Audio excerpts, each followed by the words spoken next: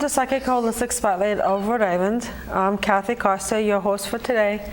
We also have Josie Way and Bill Hannon hosting with us today. We have a new guest tonight, though, Susan.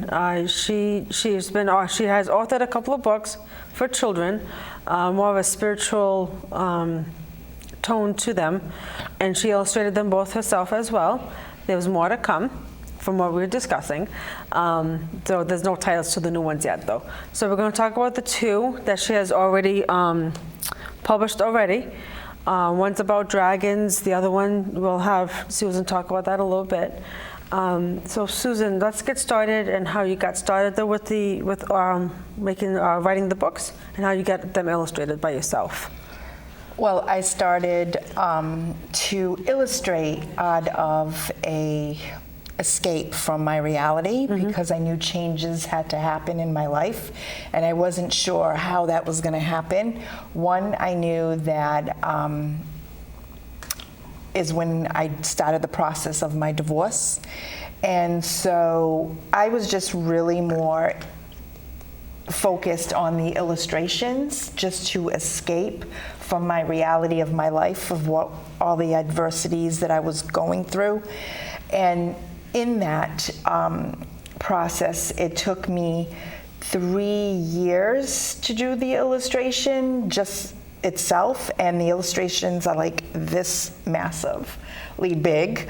And I was all colored pencils, and it happened to also come to a point where we were in a shortage of colored pencils because everybody decided to do adult coloring book. Right. So that delayed a little bit, but anyway, once I was done with the illustrations, then I just started pouring out my emotions of the dragon, because I love dragons, and the fairies and the magic of Mother Earth, and combining it all and just really thinking, you know, how am I going to collaborate all these characters in, and what is the message that I really want? So Seth is really a ginormous, big, colorful dragon. That's all he knows.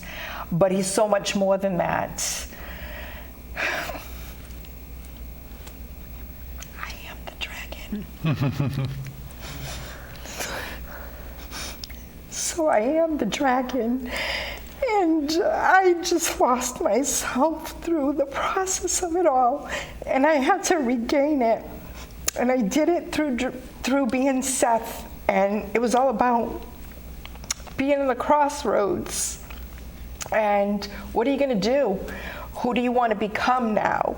Who are you going to support yourself with and around? And I wasn't sure, and all I knew is that I had was the small group of friends, which was, you know, my dearest close friends that knew exactly what I was going through, and my art community, my art mentor. And so through all of that, I concluded and conquered it, and then it was like, okay, what next? Who's really gonna wanna publish this? Was my next crossroads that I had. I didn't take it serious, I just put it aside. But at the time I was going through a spirituality awakening, and it was getting stronger and stronger within me. And through that process, I started getting all these signs just everywhere. And at night, it was the worst time. I dreaded going to bed because I wasn't allowed to sleep. And I knew it was the angels telling me that this needed to be published, okay? So at the time, I didn't know who to go through. I ended up having lunch with a friend of mine, and we were in South Dartmouth, and I came across a waitress. She had published a book about bullying, and she talked to me about mascot books. So then I took it upon myself and did some research, figured it all out, and I still ignored it, but the angels didn't, to the point I couldn't even sleep. So one night, must have been between 1:30, 2:30 in the morning, I said, that's it.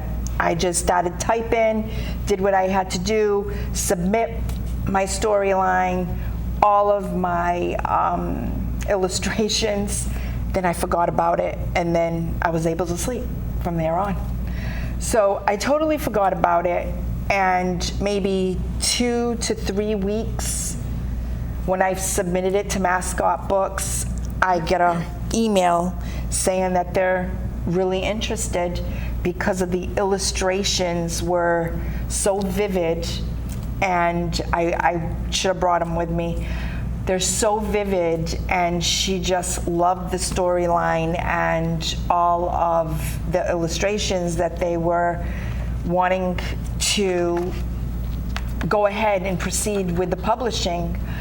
And I was just so numb that I remember being on the Braga Bridge. I had the windows rolled down, and I just screamed because I was so thankful that my book got published.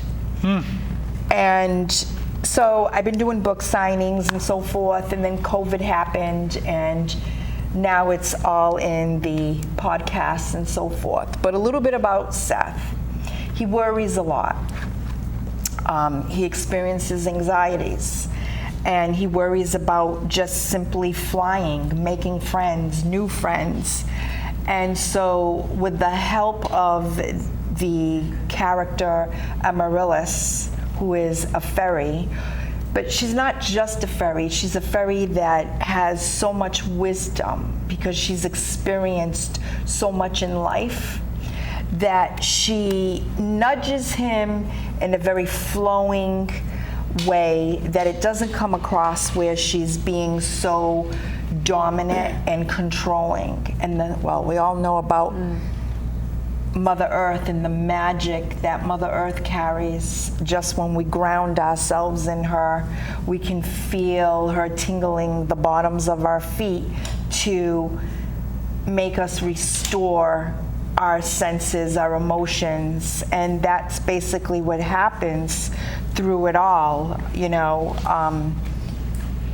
And it comes to a point that there is a crossroad that he comes to, that he has to make a decision, you know. What does he want to do with his life? Does he find himself to be worthy?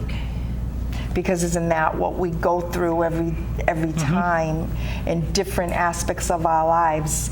You know, we wonder, you know, are we worthy enough? Do we even accept ourselves? And in order for us to be accepted by others, I think it needs to start with us inside. So it's a long process that Seth goes through. Right. Now, I have a question. Now, you mentioned that, you know, Seth came to a crossroads and he had to make a choice. You said you are the dragon. So what was that choice you had to make?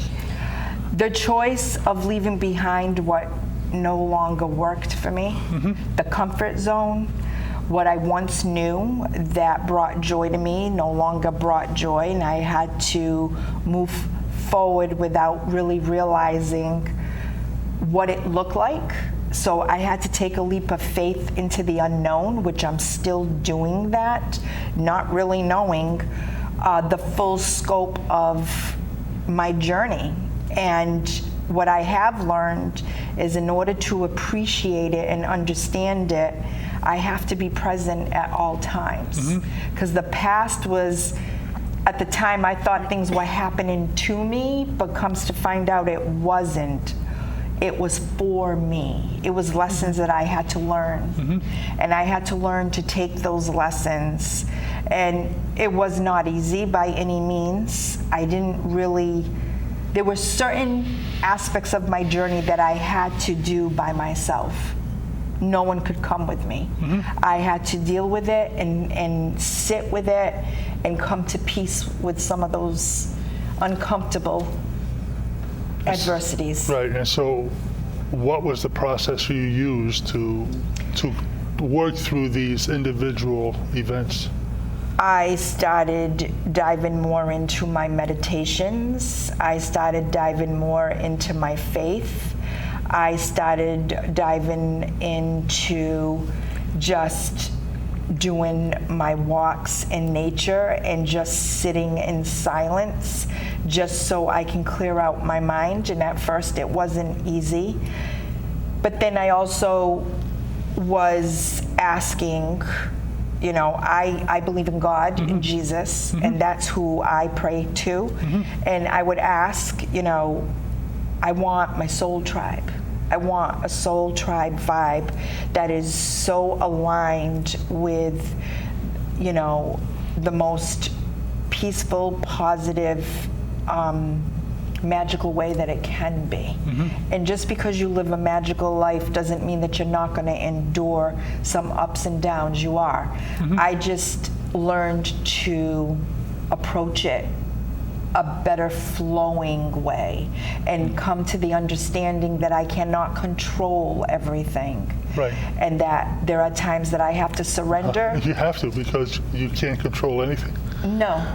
I really can can't. only control the decision that I make or don't make Right. at that present moment. Right. And I've also, being an artist myself, it's taught me how to be patient through the techniques that I've learned as being an artist, and that everything blossoms at its own time. And isn't that what Mother Nature does? She goes through so much adversities. We deplete from her, but somehow she knows that the right time, certain blossoms are going to happen. That's exactly how it is. And no one's in competition, and it all comes together in such For you. effortless and balanced. Right. And there's a part of me that wants to achieve that algorithm of Mother Nature in So my life. I think that's a great analogy, simply because, you know, there are times you have to go within, Yeah. such as the fall and winter time. And what you integrate during that time and what you ask and are looking for, you are given the opportunity of letting it bloom in spring and summer. Yeah. And so you're working with the Mother Nature in her seasons. Yeah, I think that's a great analogy. Yeah. And just like with the ocean, I always tell people, you know, because they're always, my emotions are all over the place, because I'm also a Reiki master. I said, what I do for myself is I go to the ocean and I observe the waves, no matter what the weather is like. And no matter what you view, somehow it just all comes together. It knows when to stop. It knows how to be calm. It knows that you may see different peaks that are going every which way, but somehow at the end it all comes out and it works out, and it knows exactly where to stop with balance and ease. I mean, we can learn so much from her. Yeah, it sounds like the beach and the waters is like your favorite way to ground. You know, It is. Yeah, so I know there's a few different ways. Just being outside in nature is definitely the big thing, though. But waters, especially for me, though, too, is like very, very grounding. It definitely helps. So for me, with the grounding is definitely walking barefooted on Mother Nature. I've been doing that a lot more, walking barefooted, and when I go to the water, it cleanses me.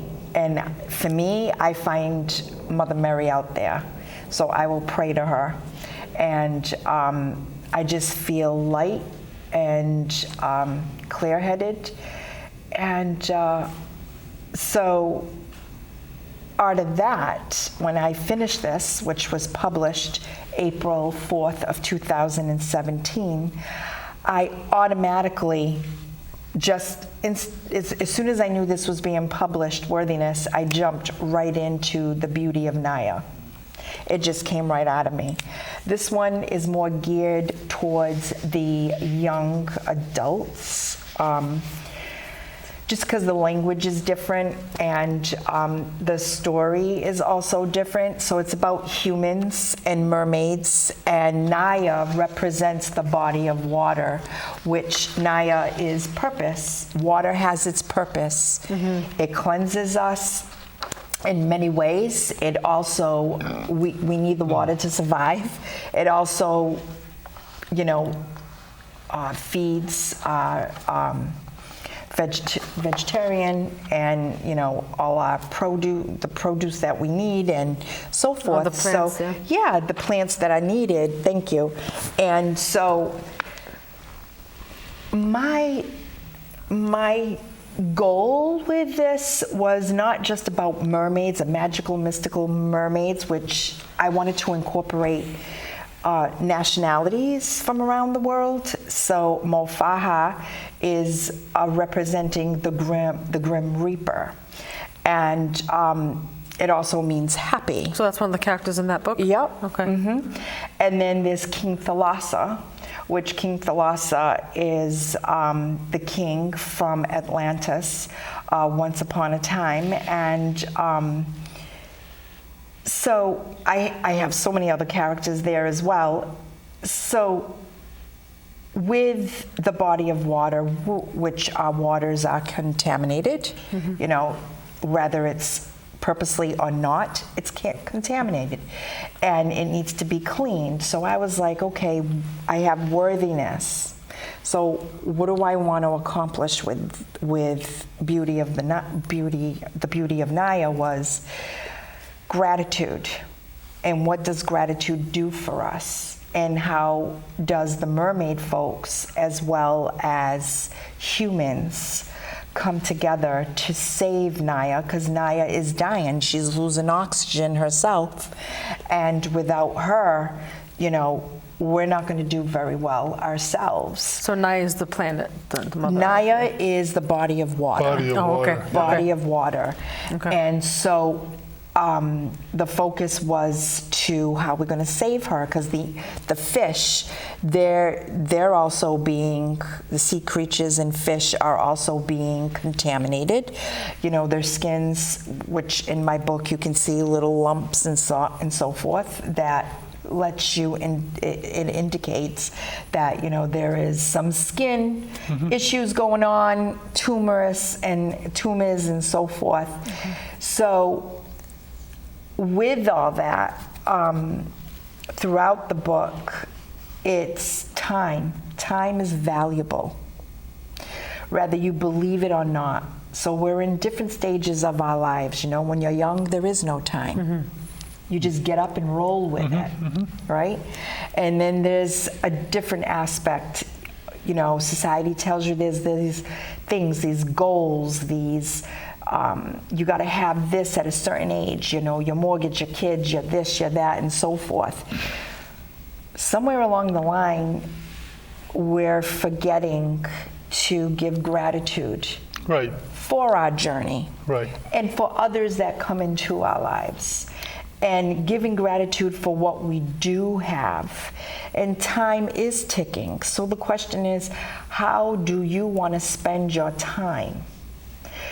Just with more quality, more awareness, more of positive, of giving back.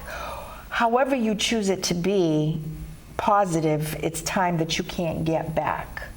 Right, and the thing is, when everybody is involved with the entrapments of supporting society through paying a mortgage and taxes, and I mean, what's happening is you're miring yourself down into the physical aspects rather than allowing yourself the ability to grow.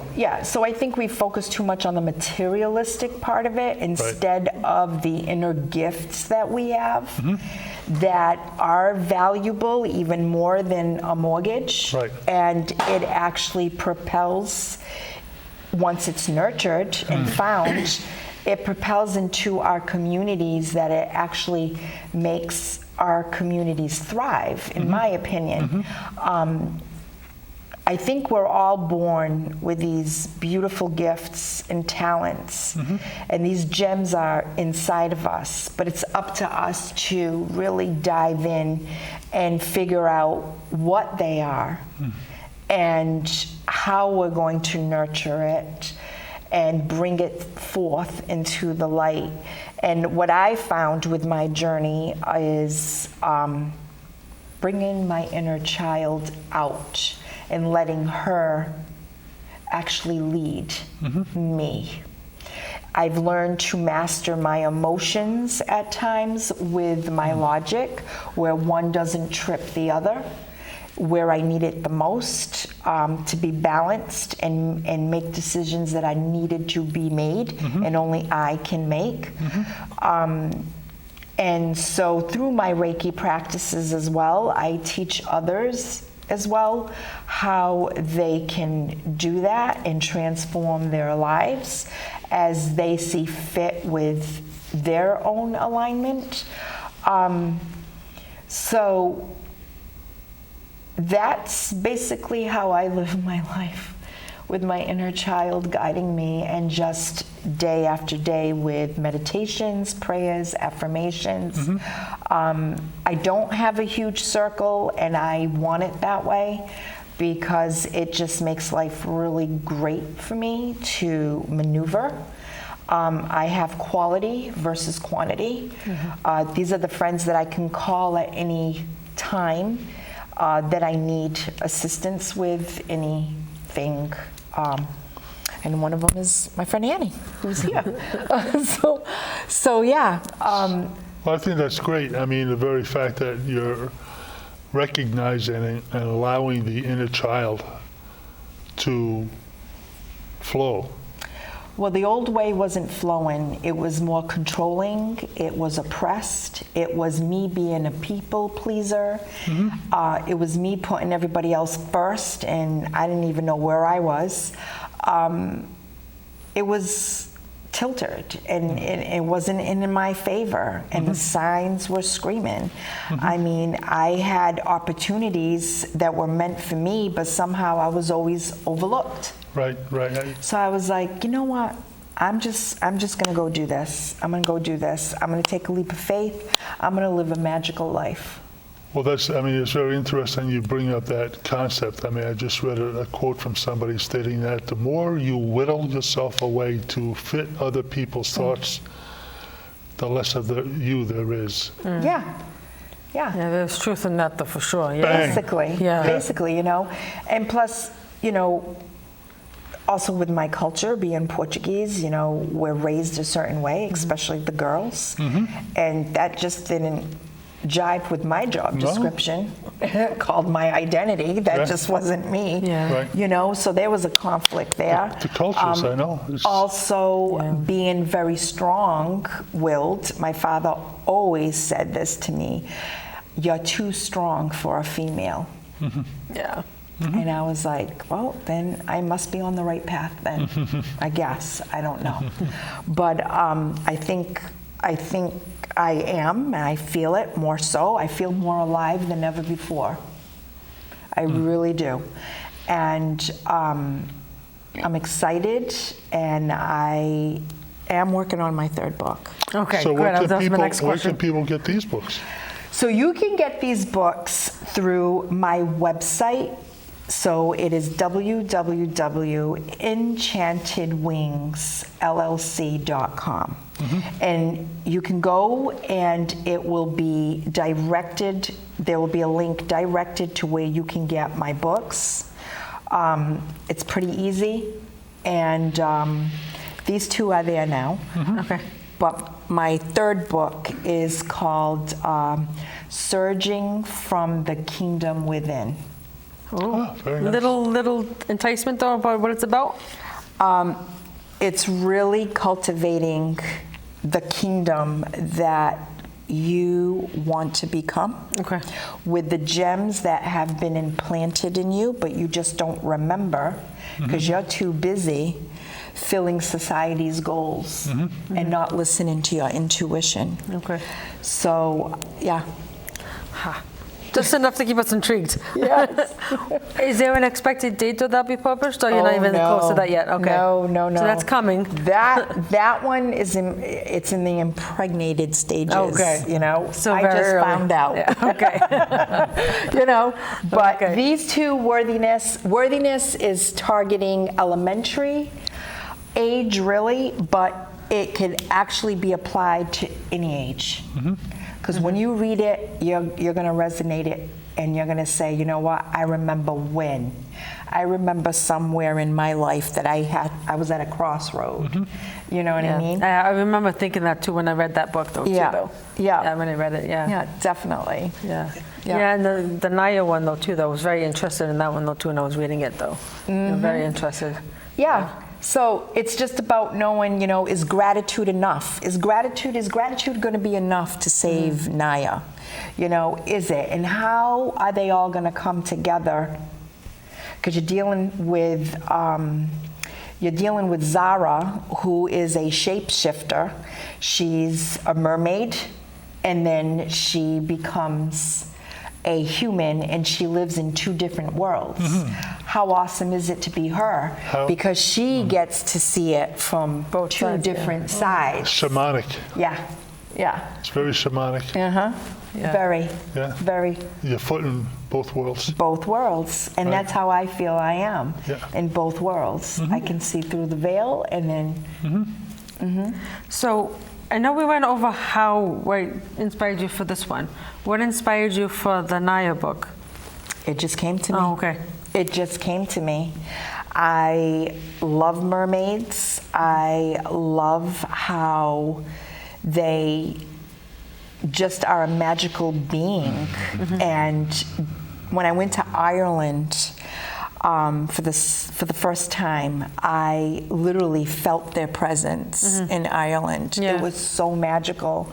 And I don't know, I just started playing around with it in my dreams. And as it happened, I was like, I'm just going to do it. I'm just going to illustrate and see what happens. Again, letting my inner child just lead me to the next.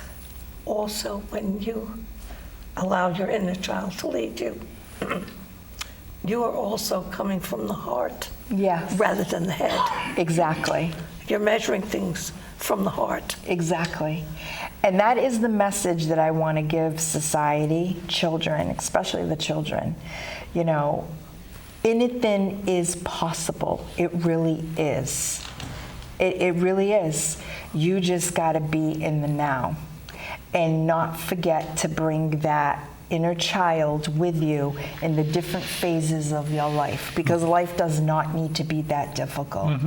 But as you are young, obviously, you don't think that way because you're not at that level of processing. Sure, that. sure. And hopefully you are in a family dynamic that can see the magic Allow that, right, and allow exactly. it to nurture and grow. Right, Where I didn't have that growing up. right. I had to seek it.